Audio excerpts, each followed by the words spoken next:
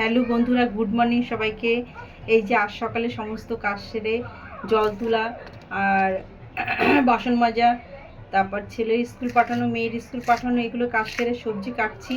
সকাল থেকে এমনই যে একরকম যুদ্ধ, যে কোনো কাজ মেয়ের 6টার মধ্যে স্কুলে পৌঁছাতে হবে, 6টার আগেই।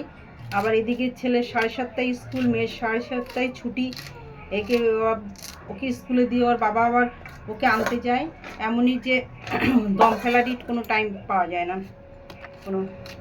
এদিকে ভাত হয়ে গেছে, ওর বাবার এখন এই 9টা বাজে। এদিকে ভাত মাছ ভাজি করেছি, ডাল তো রয়েছে।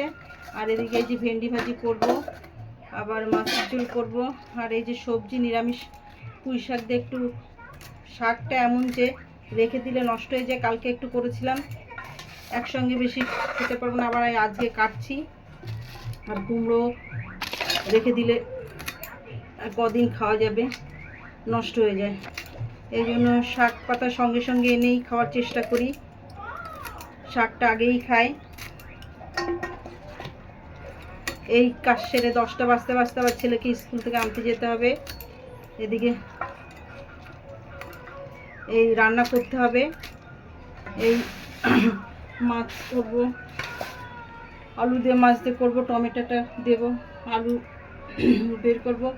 ওকে, গুড বাই, ভালো থাকবে সবাই।